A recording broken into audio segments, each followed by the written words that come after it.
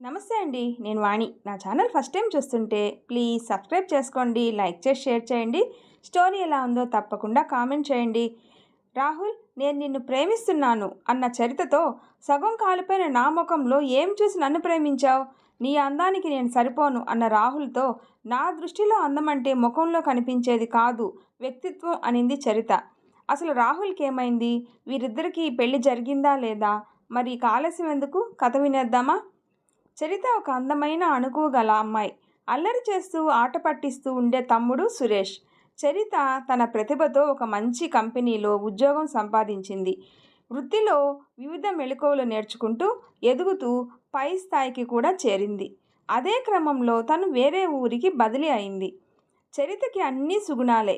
అందులో ఒకటి అందరినీ ప్రేమగా దగ్గరికి తీయడం, ఇంకా కొంచెం అమాయకత్వంతో కూడిన మంచితనం. సరిగ్గా ఉద్యోగం బదిలీ అయిన కొన్ని రోజులకు తన సహ ఉద్యోగిగా మహేష్ చేరాడు. అతనికి కలుపుకుపోయే తత్వం కాదు, చొచ్చుకుపోయే తత్వం కొంచెం ఎక్కువ. కానీ మంచిగానే ఉండేవాడు అందరితో. సహోద్యోగి అవడం చేత అన్ని వ్యవహారాల్లో ఇద్దరూ కలిసి పనిచేయడం, అన్ని ప్రాజెక్టులు కలిసి పూర్తి చేయడం జరుగుతూ ఉండేది. మహేష్కి చరిత అందంతో కూడిన అమాయకత్వం చూసి ముచ్చటేసింది. అలా ఆమెని ప్రేమించడం మొదలుపెట్టాడు. తన మాటలతో తన ప్రేమని అర్థమయ్యే విధంగా చాలా ప్రయత్నాలు చేస్తూ ఉన్నాడు. అది చరితకి అర్థం అవుతుంది. మహేష్ పండుగలకి, ఇంట్లో జరిగే శుభకార్యాలకి తనని ప్రత్యేకంగా ఆహ్వానించడం చరితకి ఇబ్బందిగా అనిపించేది. తోటి ఉద్యోగి కనుక ఆఫీస్లోని వాళ్ళతో తను వెళ్ళక తప్పకపోయేది. మహేష్కి చనువు తీసుకోవడం ఎక్కువ కదా. ఇక చరిత అనేసరికి హద్దులే కనబడకపోయేవి.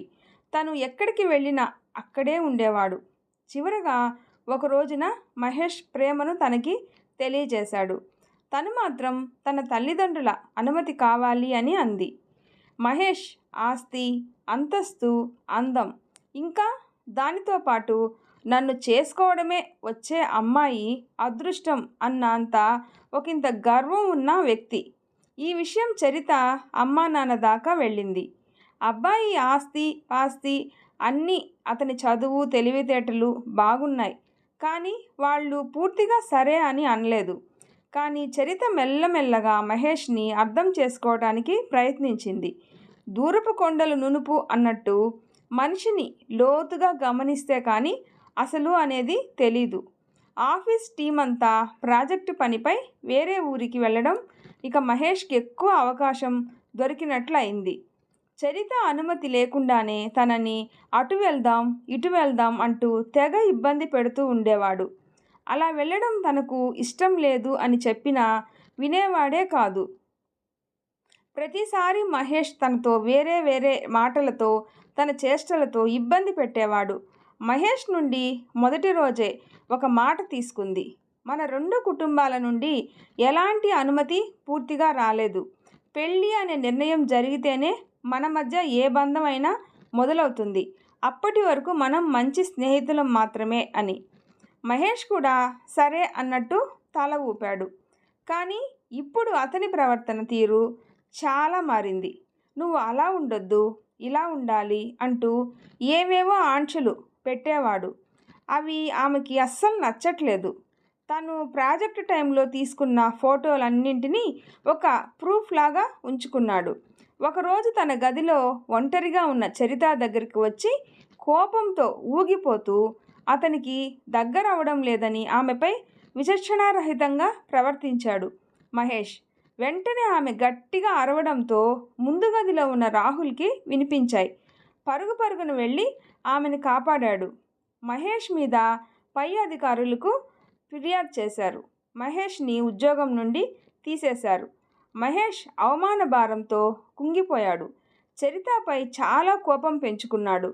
తనని ఇష్టం వచ్చినట్టు అనడం, తన వ్యక్తిత్వం గురించి తక్కువ చేసి మాట్లాడేవాడు. మహేష్ చేసిన పనికి మహేష్ నాన్నగారు దండించకపోగా చరితనే నానా మాటలు అన్నారు.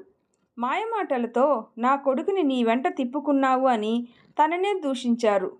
పంతంతో చరిత కన్నా బాగా ఉన్న ఒక అమ్మాయిని పెళ్లి చేసుకున్నాడు. తర్వాత కూడా అతని పగ తీరక చరితని మానసికంగా మాటలతో వేధించేవాడు. ఆ క్షణంలోనూ రాహుల్ ఆమెకి సాయంగా నిలిచాడు. చరిత వాళ్ళ అమ్మానాన్నలకు జరిగిన విషయమంతా చెప్పింది.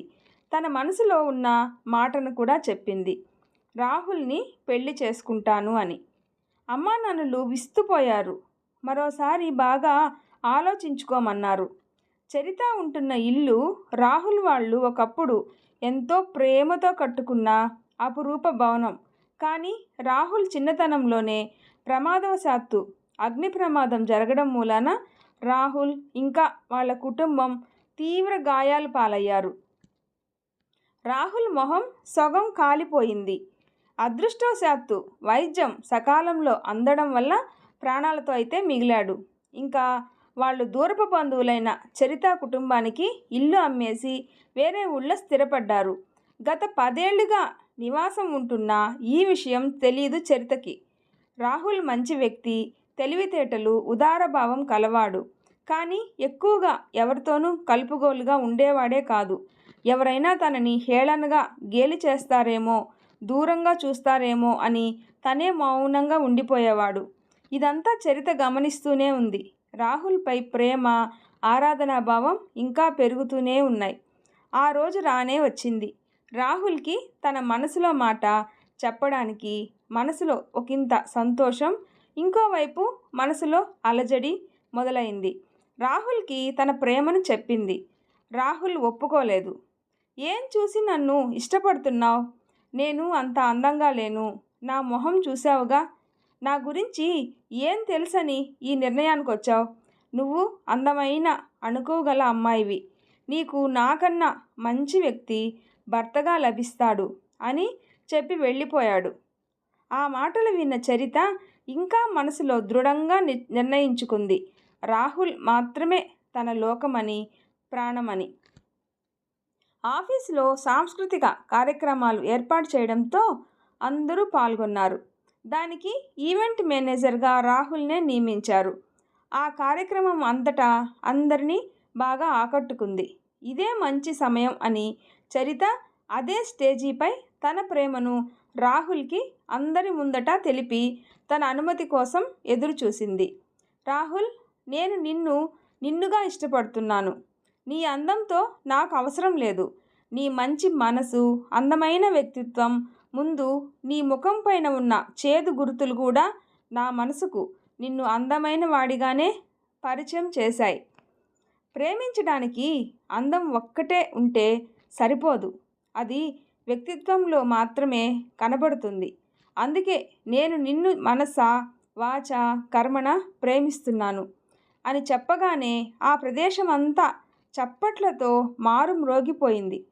కొన్ని సంవత్సరాలుగా ప్రాణం లేని శిలలా మార్చుకున్న తన మనసు ఒక్కసారిగా జీవం వచ్చినట్లుగా కోటి కాంతులతో వెలిగిపోయింది. రాహుల్కి దగ్గరగా వచ్చిన చరితని ఒక్కసారిగా గట్టిగా హత్తుకొని ఆనంద బాష్పాలతో తన ప్రేమను ఆమె నుదిటిపై పెదాలతో తెలపకనే తెలిపాడు. చరిత రాహుల్ల వివాహం పెద్దల అంగీకారంతో అంగరంగ వైభవంగా జరిగింది. వారిద్దరూ ఆ తర్వాత అందరి దగ్గర అన్యోన్యమైన జంటగా మెప్పు పొందారు.